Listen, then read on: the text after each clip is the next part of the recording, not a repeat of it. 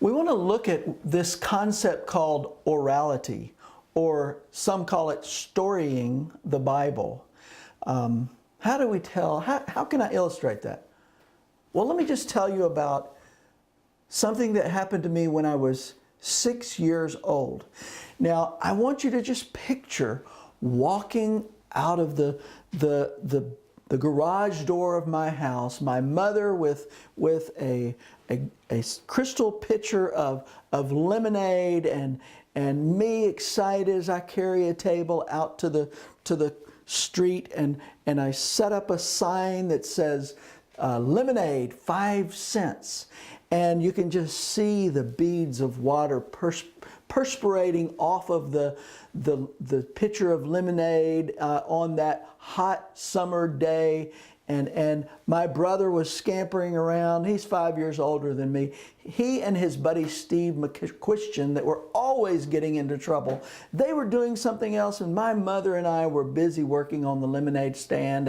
And I remember carrying the paper Dixie cups out and setting them out and spreading the word to my neighbors that I was selling lemonade.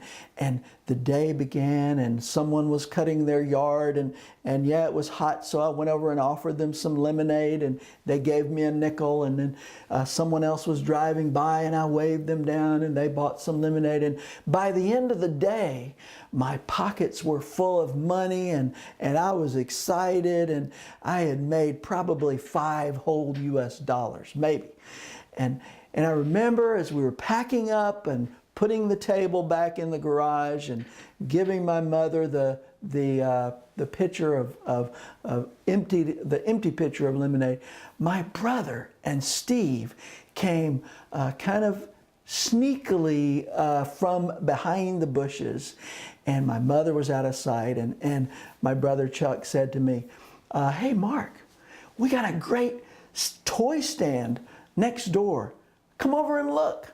And so I said, "Oh, great." You know, I had all this money, and so I walked over next door, just out of sight of my mother, and there were all these great toys. In fact, I had some toys that looked pretty similar to those, and I thought, wow, this will add to my collection of toy soldiers, and there's a little baseball that's kind of like the one I have, and before I knew it, I had emptied my $5 from my pocket, and I had bought all the toys on their stand.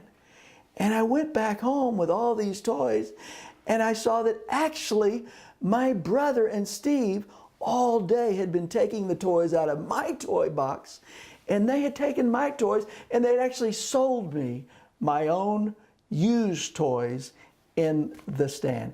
It was one of the greatest scams that you could imagine. Well, you can also imagine that my mother was very upset when that happened. Now, pause. I've just told you a story. Now, my guess is that if I were using that story to tell you something from God's Word, you might remember that story and how it connected to the message that I was communicating with you. And really, that one story has given you a picture of just a small part of my story, which is a 57-year-old story, but you know pretty clearly that one piece.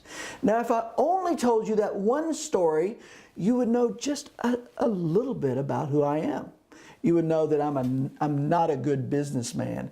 You would know that I might be easily deceived by my older brother. And you might also know that my mother was very good at disciplining my older brother when he pulled that shenanigan on me. So, just a little picture of what storying can do.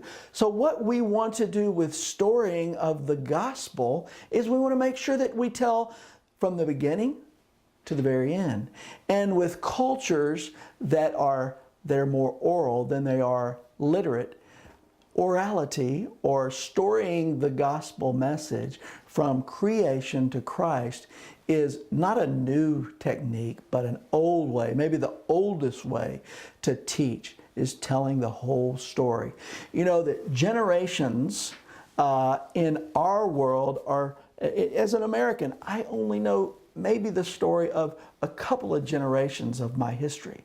But there are other cultures, they can tell you the narrative of 7 or 8 generations back. They know the names of their great, great, great, great, great grandparents, and they know some story about them. But that's not the way we think. So we're not as familiar with orality. But orality, or telling stories, the grand narrative of Scripture, is something that's very helpful as we communicate the message of God with cultures that are not as westernized. So we're beginning to familiarize ourselves with that, and you'll find some other links online that will tell you a little bit more about how we use the grand narrative of Scripture from the beginning, creation that leads up to the table of nations. Well, we can't forget the fall of man, can we? And then we can't just jump to the crucifixion of Christ without telling just how the prophets foretold and set the stage for the coming of Jesus in the perfect moment of time. You see, the grand story all fits together to communicate the wonderful story of Jesus. And that just gives you a little taste of how storying is a beautiful tool for teaching and communicating the message of God. Thanks for listening.